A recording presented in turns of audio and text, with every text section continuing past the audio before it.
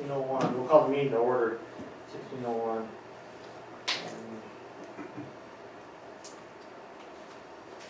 First off would be roll call. These are all here, but we'll go ahead and name them off. Scott Stilgenbauer. Here. Joe Lindsley. Absent. David Robigo. Francine Gonzalez. Chris Lilly. Yes. Tim Gatto, present. Mark Shackelford. Heston Knight. He's not gonna dial in either, is he? No. Okay. Jay Perez.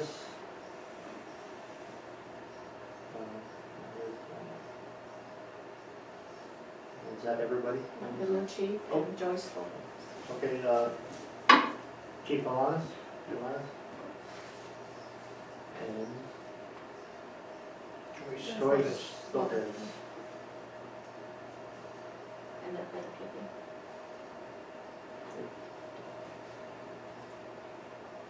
We do have enough, correct? Wait, do you have a forum? Yep. Okay, next will be the Pledge of Allegiance.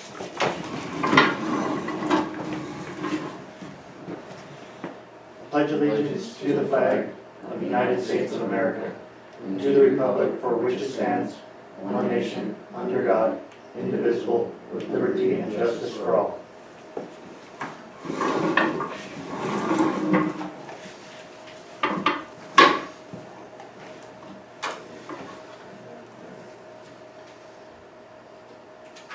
Okay, next on the consent agenda would be the minutes, approval of minutes from the meeting of April 18th of 2019.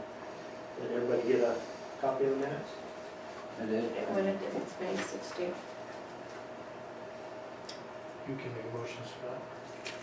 You can make a motion, Chris. Oh.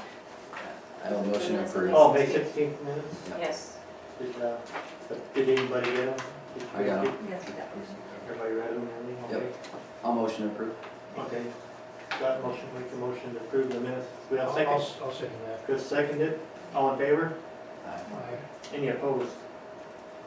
Okay. All carried.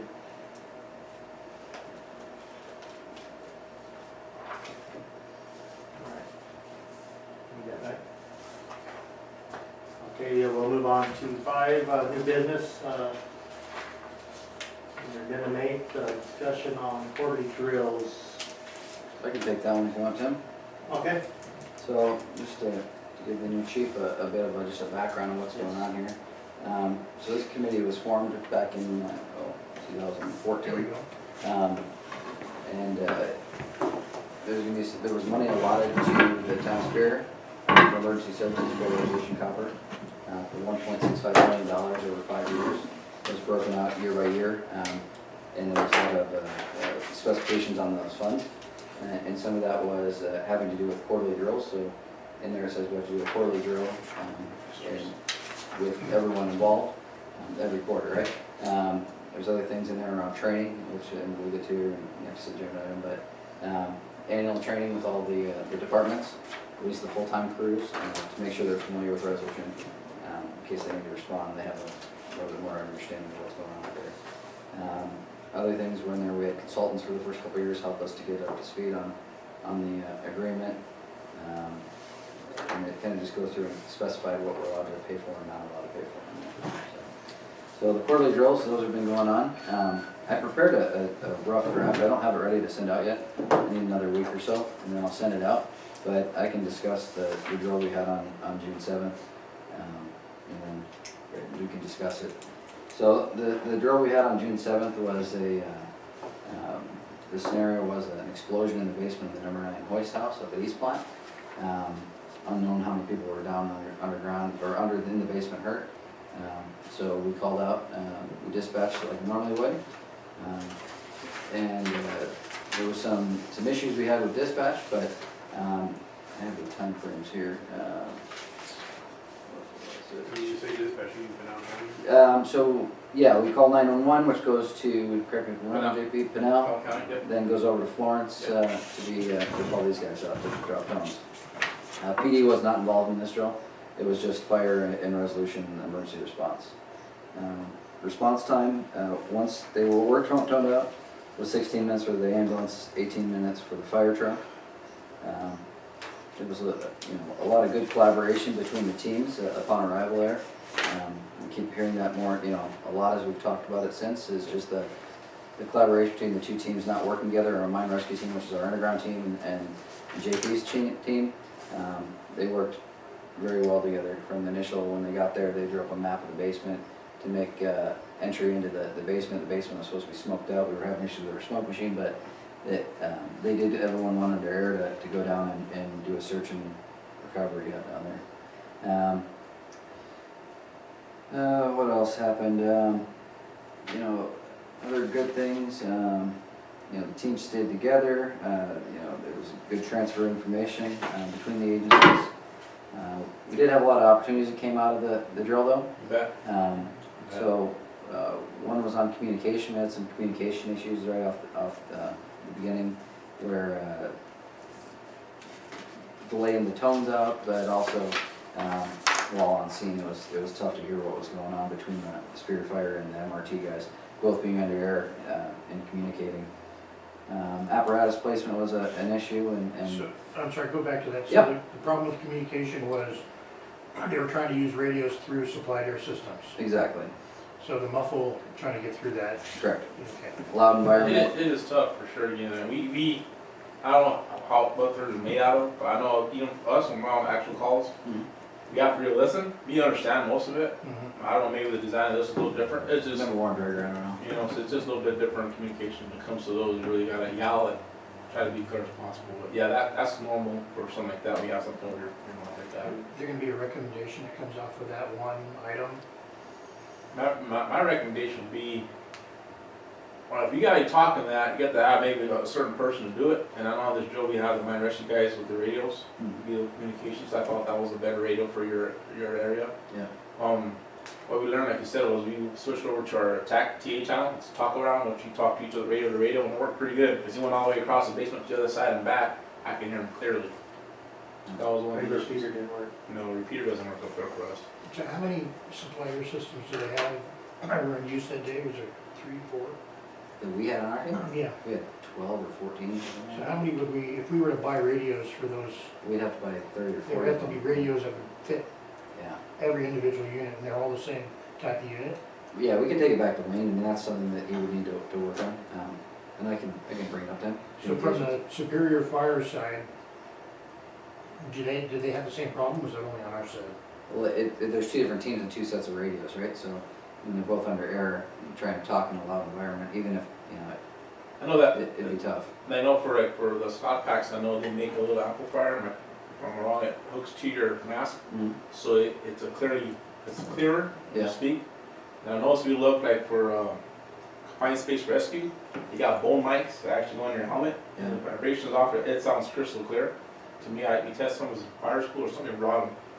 And then it's actually for confined space rescue, like 20 foot of cable, and these mics go up against your head, up under your hood. Yeah, And it sounds clear because as you talk, vibration goes through your bones, right? yeah. And it's clear. But I know we have not a super issue because we're used to talking to each other through our SCBA's, but they do make stuff that we can add to that to make it a little bit more clear if you have to. Was this the first time that we experienced this type of First time we've ever drilled together, right? with supplied air on? Yes. Okay. And to be fair, that wouldn't happen very often, right? So these guys wouldn't be going under air, going underground. But we do have the basement. We do, and and there's a couple certain, confined space would be about the only thing, or. And that could be anywhere in the town too, right? Do we have those similar type structures where we might, In the house, it can be that way. okay. So, yeah. I don't know if that's a super big issue with ours, because we're in the basement, we just could not get signal through there. And that's what our communication was, it did not even work, he couldn't even, it will be muffled, don't get me wrong, when we talk on the radios, but it's pretty clear we do it on fires quite a bit, and you can understand what they're saying. Ours is just, there was no communication whatsoever on our Yeah. side. Okay. But there are voice amplifiers, I actually have one of them. The next one's apparatus placement. Just the ambulance came in and next to the building that was pretend on fire. And then the engine came up right behind them. So we just need you guys to be thinking about that. And I know it's tough because there wasn't smoke going out of this building, but just how important it is to not put yourself in harm's way pulling up to the scene like that. And to be fair, the ERT team as well, they put their vehicle right up next to the door as well. So I think it's both our teams need to just think about a little bit more, placement of apparatus. So this one, there was no respiratory protection put on the patient for the recovery, and I haven't seen what something like that would look like. Somebody brought this to my attention, because there was a bit of a delay in the extrication from the basement down there. Are you familiar with a way to put some kind of respiratory device on a patient? I mean, We never Never. done that. Don't Yeah. never have done that, I mean, that's just something extra. Only thing you put on them, an SBA mask maybe, but you're not gonna put it around their head and C-spine them, and, that's gonna take more time for them more. If they had neck injuries, you don't really pick my head up right. Yeah, fair enough, there, right? so- Yeah. Right, I think just rapid extrication would be the quickest thing to get somebody out of there. I know that like C-spine took quite some time, and, Chief, Assistant Chief Lawler, he did come up with the emergency moves, where you know what, this is either life or death right now. Yeah. Or do the best you can, C-spine and drag them out closer to the stairwell, instead of hitting them on the floor. There is Yeah. emergency moves, you gotta make that decision depending on your situation, so we could have done that I too. mean, most anytime we're in a fire, I mean, we're not sitting in there taking care of somebody in a fire, we get them out of hazardous conditions as Yeah. quickly as possible, it's called emergency move. It's one instance you can get somebody out of a bad spot without properly C-spining them, you gotta do it, otherwise they're gonna die anyway, in other words. Yeah. It's like these guys, they could have smoke inhalation before we got them out technically, I mean, Yeah, they were really, They were down there for 62 minutes after the drill started, right? Yes. 62? 62 minutes, and then 29 minutes after the engine got there. So it took 29 minutes, but there was about 10 minutes of planning. Actually took about 19 minutes to go in and get them out. But I mean, if it really is engulfed, I mean, there would be a lot of smoke down there, right? So. right. Team lifts and ergonomics was a bit of an issue. Kind of set these guys behind the 8 ball because there was a heavy individual they were lifting out of the basement. But Who was it, how many pounds? what was he, 350, something like that? Yeah, he was a was- big boy. Yeah, he was And good it was in the basement. It was steep stairs with a turn, and for the corner. yep, and it was definitely a challenge, and that's what ultimately led to calling the drill off. Was after we got the first guy out of the basement, everybody was just exhausted, and we were worried about the health and safety of all the participants, so we called the drill off. Even though there was one more patient down in the basement, it was just not safe to continue the drill at that point. I really like this drill a lot, because there was a lot learned to this drill. And, the guys really realize how heavy a dead weight is and how in shape you really need to be to do something like that. Yep. Of course, like I was telling, I think in that meeting, when the adrenaline's flowing and stuff, it's your best friend, you're not gonna remember all that, but it is a tough situation when you're lifting that weight up, and it's hard. Yeah. And then it comes out to where only 2 or 3 people can handle it, and then you gotta start thinking different ways of doing it, so. I really like that drill a lot because we learned a lot. I'm glad to work with Mine Rescue. I thought those guys, they're ready to go, they're ready to go, and I like that. Yeah. And I think, I like that drill a lot, really. We learned a lot, and I think they realize how important teamwork is when it comes to something like that, having somebody in charge and making it go smooth. I think it went really good. Our mine rescue team, those guys, we have gym memberships for them, We do. and we're not so good at maintaining that and using it to its full capacity. Were our guys equally as gassed? Was it No, our both guys sides of it? held on a little bit longer than Spear, but I think it was wide, eye-opening for them as well. And and Wayne's going to use that for his team to push why we need to do exercise and work hard. I had a lot of fun with it, Yeah. actually, with the guys. The first time I worked with the non-rescue guys. Mhm. We're not used to that many people being on the scene, going down into any kind of a hazardous situation with that many guys. And, it's a little chaotic, but we worked on it, and then obviously it showed where we could use some extra work. And yeah, very tight quarters, and some of those ergonomics was really hard with the vent system down there, even trying to get by that. It was- Made it tough trying to, carry from the sides. Yeah, on the gas side, getting tired, it was, we get that all of it, we had fresh legs in there after that, so, we could have kept going, but, with safety first, it's just a drill, normal thing, we would have kept going, we got fresh legs down there. And as far as, the guys' gas, you guys get pretty good down there, but there are medical grade oxygen in those regulars, right? Yep. That makes a big difference, I imagine, The sugar, yes. And then, also if they're actually working and they're hot, all that plays a factor, right? It gets pretty tough, but, everybody did a good job. I like it. I know our turnout get hotter. I'd like to see more of those and working together with the mine rescue guys, and more like interacting like that on Yeah. drills. I did have fun with it, being it was a drill, it was. It was So fun does- that it wasn't real. Right, it was Sure. real, different, but it was fun, it was a good learning experience, and, eye opener, and something to build off of, absolutely. So a couple of the actions that Resolution's gonna take out of the drill, just so you guys are all aware. So we did have some issues with our EMT not assessing the criticality of the smoke inhalation on the first patient coming out. So we are retraining all our EMTs on the how to treat a smoke inhalation. The other thing we're going to do is we realize the importance of getting our guys up to speed on just trauma, and we don't get to see it up there enough. So we reach up Superstition Mountain for them to do some ride-alongs down there. In addition, our guys are going to spend time in the ER up at Cobra Valley, and so once a month they'll either be doing ride-alongs down the valley, or they'll be up in the ER at least for one shift a month, just getting hands-on patient care. We also updated our dispatch form, so we found some issues with our dispatch, just getting the information recorded properly and getting it over to dispatch. So we updated all our forms. And the other one's kind of a joint one. I don't know if it's been brought up to you guys yet, but we'd like the Resolution radio in the station to be left on at all times on the emergency channel. So we don't have any chatter on there unless it's an emergency. So in the event we have any issues with dispatch, you guys will hear at the same time tones are dropped out for ERT is, and you guys can listen and see what's going on. May not be, something where you're gonna need it, but if you just leave it on the kitchen, you'll hear tones drop, and then you could be rolling long before you ever get toned out. That's actually a good idea. I don't wanna rely on that, that's secondary, and I don't wanna, But it'll help with the communication too. it will. It could improve times if you just happen to hear something, you hear it ahead of time, the Yep. call's coming, Yep. gives you a heads up. Exactly, you guys roll up there and we don't need you to turn around, but, Right. so yeah, just leave it on the West Plan Emergency Channel, Channel 5. Then as soon as you go through the tunnel, you change it to Channel 6, but that way you hear all the chatter for underground and surface on 5 and 6, so. Until it's ready.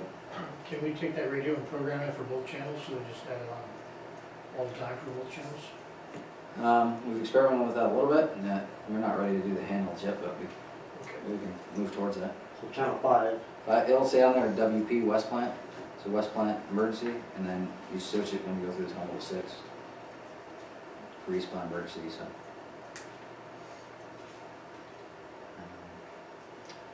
So that's what we got for this drill. Like I said, I'll clean this report up and then send it around, and we will put it in the minutes for next meeting. So if we want to put that on the agenda for next meeting to review the report, then we can. And get it Already have your first agenda. agenda item. Can I have a haven't copy of actually that yet. so I can add it to the minutes? It's not I ready yet. already have my minutes, so I just want Okay. to verify them. This isn't ready, it's a draft, Yeah. but I'll get you the roll for next meeting. Thank you. The next upcoming drill, I have it set for September 20th. That's gonna be in our compressor house where our massive chillers are at for the underground. So these are I don't know the poundage, but it's R1 9,000 pound, or 9,000 gallons of R134A in each one, or, total. okay, it's 3 in each. So 9,000 gallons. 134A, Yep, R134A. So it's an asphyxiant, right? So it's gonna, we have systems in place and we have controls in place, but if all those things failed and we had somebody go down, that really the time when there's exposure is when we're doing a transfer from our secondary tank to the primary vessel where it's held. So if there was some kind of catastrophic leak in that supply hose, that's where you could have a major incident, and that's what we'll drill. So, So this will be supplied there at the same time? absolutely, yeah. And it's also the way the building is constructed, we don't get good cross flow in there. And part of our emergency response plan includes ventilation, mechanical ventilation, so this will be a good opportunity to test that part of the response out. Yeah. You guys have vents in there automatic right now? Yeah, we do, yeah, so it's all tied to a PLC, and it has an audible alarm, visual alarm, and the fans turn on all at the same time to evacuate that building, so. The vent, all that didn't work, and you've got a massive, leak there, that's where we could have an issue, so we've identified, so that's what we'd like to drill. So, that'll be September 20th. So scenarios for that, we take risk assessments of primarily have to do with loading those tanks, which is to keep them full. And so it's part of an annual type maintenance plan where we check the compressors, make sure everything's working right, and then top off the coolant. It's not a CFC, it's R134A, is something different, but it doesn't have all the same properties as CFC, but it is a refrigerant. So if you were loading that and the connection comes open, how much will come out would be what's in that one receiver. I don't know if there's anything to vote on here, just a discussion about the drills, but is there anything else we want to add to the drills? I guess at the time where you can talk, I mean, I don't know, in the past, we brought police in and we've done a domestic drill in the past. And then other participation from police has been crowd control, helping to set a perimeter around the scene, kind of thing like that. And we'd like your guys' involvement as much as possible, so. So Yeah, so let me work on staffing. Okay. I'll try to get as many people as I can. It's a little tricky right now for me. Without getting too in depth, I'm getting rid of a few reserves and kind of cleaning house a little bit, but I'll try my best to have at least the full-time guys. Okay. And we're a small crowd, my bench ain't very deep, so Yeah. I'll do the best that I can. But is there a particular number that you're looking for as far as staffing goes? No, we'd rather it be realistic numbers of what you would have on a shift, so. If that's the case, it depends on the shift, you're looking at 1 or 2 officers. And that's what we want to see. We don't want to see bring an army because we know that's not realistic. So, if they want to be there and watch, that's totally fine. But we've had issues with some of our other drills where we've had the whole department show up and it's a cluster because there's too many people there. So So, let me ask you this, so just to be accurate, it all depends on the time, what hours of time you have the drill, then I can actually have. 8 to noon. So So, it'll be, I mean, a morning shift. depending on what day? that day of September 20th. Just look real quick, so I can kind of get an idea of the number of people. These are quick. They're not prolonged drills where we'd understand if it was prolonged, you'd get more help out here. But Yeah, so it's gonna be 1 or 2 people. yep, and that's fine. I'll have the patrol officers, either the sergeant or the officer and sergeant. Yeah. So that's what it'll be. Cool. That'll work. You want to describe the subcommittee also? Okay, so we do have a subcommittee made up of Tim, or who is it? The chiefs. Chief, okay, the chiefs, and I guess you can join that now if you'd like, and then we could just discuss these upcoming drills of how and plan them out a little bit, and then bring it back to this committee to talk around the drills and training and other things, so. And Scott usually buys lunch or dinner or breakfast. for Yeah, everybody. whatever you want. Whatever you want. There's not much to buy here, but You know, I went to breakfast at the Hotel Magna. ladle, yeah, it's good. Isn't that great? Yeah, I was really I surprised. know, Yeah. it's good stuff. We've been there a couple times. They have a great breakfast. And I guess I could help out with the drills too, I guess if you're, if you need help with it. Yeah. We can be on here a little more often, Yeah, if that's okay. I prefer to- You know, just let me know when, to meet during day shift, Monday through Friday, but, it's Yeah, up to you guys. if need be. JP, you can always call in too if you want. That's what I do. Yeah, Actually, we've done that a couple of times. I've done that on calls. Yeah.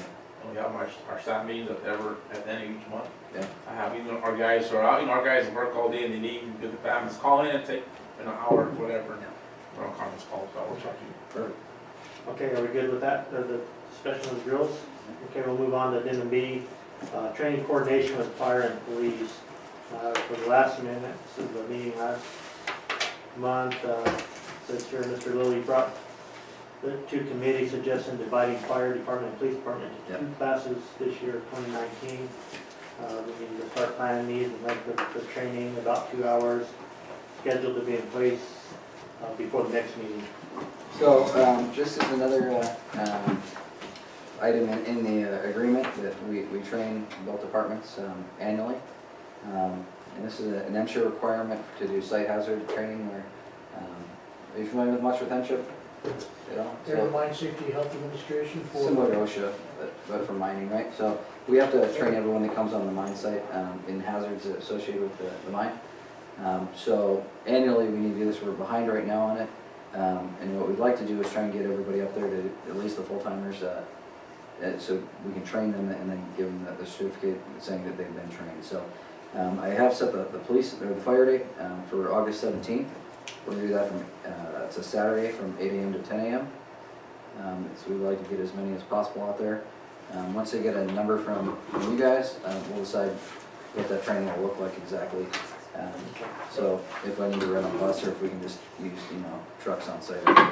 But really want to focus that around fire and things you guys are interested in. So I want to hear from you guys what you want to see, so you work up a list and tell me, if it's disconnects or chemical storage or what is it you want, and then I can plan our 2 hours around that. Same thing with police. You need to see a date from you guys of when you want to do this. I prefer weekdays, but I'll come in on weekends or evenings, whatever you want. Prefer daylight though, so we can actually see around. See the gates, our entry All right. exit points. What's the name of that organization, you said, similar to OSHA? It's MSHA. Yeah. SHA. It's Mine Safety and Health Administration. But, bringing you guys up, we'll spend a couple hours, or, longer if need be, but we'll go around and see what interests you guys from a law enforcement standpoint, whether it's probably more around, active shooter kind of stuff and looking at where, larger populations of people are at and just seeing the sites, see what you're coming at. Yeah, unfortunately, that seems to be the thing. Yeah. And we're focusing on that. We got officers going to training in the coming weeks, specifically for that kind of stuff, so that'd probably be a good idea. Just to give you an idea, at Resolution right now, we're roughly running during the week about 450 people up there a day. So there's quite a bit of people, about 150 employees and about 300 contractors in a given day up there. So by far probably the most in town in one location other than the school or something like that. So, and we're only getting bigger. So I just need a date from you guys, so as soon as you can give me a date, set it out far enough so you can plan it and get people here. But just looking for the full-time guys, and then, so how long do you think we need? 2-3 hours, and then maybe Chris will put on our calendars and we'll get going on that. So sooner the better on the date, so I can just start planning for that. We good on that? All right, we'll move on. Next item is a discussion on annual emergency services plan. So I was supposed to send a Word document out, I did not do that. If we could keep that on the agenda for the next time, and I'll send that out for common review, and then we circulate the red line strikeout, I think is what we talked about the last time. Just have to send it to Todd so he can officially send it through the. Okay. Did you guys get anything from me on that? Because I did make some little bit changes. I thought on people no longer group. I saw something, what was I that? can't remember. Some people, I guess, not here with the group originally, So, the dates and stuff. Okay, I'll look again. I thought I might have said something like that. Okay, well, no further on that, we'll move on to D, discussion on NIMS, Incident Command Compliancy for the whole town.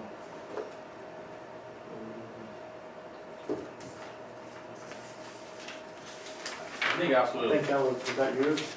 I was saying there should be a certain level that resolution should be under in, so all of us communicate between each other. I don't remember like the actual level that we're supposed to be for companies, yeah. but there is one for that. So we were gonna do 100 and 200, we have that on the books now Yeah, to we start have our it on training. our schedule to do our people. Yep. So everybody on the ERT and MRT are gonna get 100 and 200, and our BRT, which is the kind of the corporate level overarching. And then a few of us are gonna take that next level, I think it's 400, I wanna say. Is that the next after the 200? And Bob decided went through all those. Yeah. I think it was, because when I read through all the information that Todd sent out, those were requirements for being incorporated in a community and having, companies like you guys participate in it. That we all had to be on the same level, so if there is an issue, we're all talking the same language when an incident goes on. If you do host a class for 100, we have to go through that emergency management with Phoenix. if you guys host something, you have some extra seats, let me know if it's okay with you. Absolutely. Send some officers, and we can start our certification Yeah. process. I will definitely do that. That's actually some pretty good stuff. That would help us get a little bit more integrated. Sure. I also talked with Captain Brennan, he was supposed to get, he knows that other companies do something like similar to that, he was supposed to get some information back on that, how that works. Okay. He hasn't got back to me yet on it yet, but I know he says he, Pinal County works with stuff like that too, how Pinal County has its own, so he's supposed to get some information on that.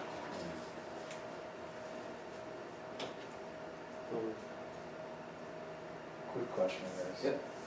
So, we're talking about setting up training, do we still have the training committee that's meeting, that's supposed to be doing this?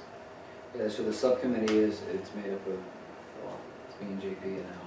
So is that still happening? Yeah, Alright. so we've met and talked around the fire one, we should get a place and set a date on that. We're also doing the drills as well with that. Alright. So that's not a training subcommittee, that's a drill Oh. subcommittee, right? I think it's both, It's- right? Yeah, it was, from what I understood, it was a combination of how we're gonna schedule drills and upcoming training dates, so that way when it comes to this board, you know, we're not trying to figure out what Yep. dates, what we're gonna train on, and we kinda just talk through, you know, what the scope of the training is gonna be, and we execute it and report out.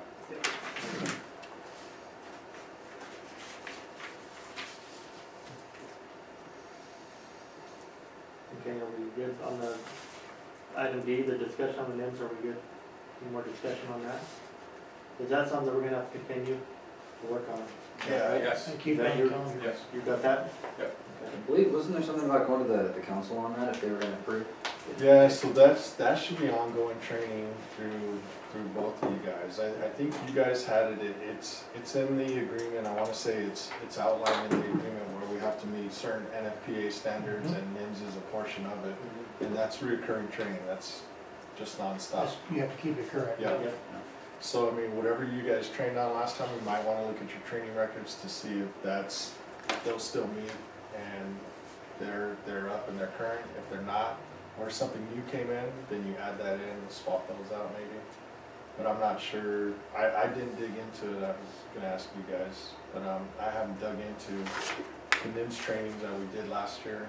And, cause I know we met all the training requirements, and I think we were both up to par on what was in the agreement, but we should make sure we're continuing to do that, and if things need to be revised, then we revise them, we train to the new revisions. 'Cause that's a big part in keeping that agreement active between us. Right.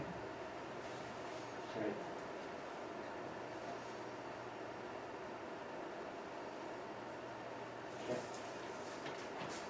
Anything further on this?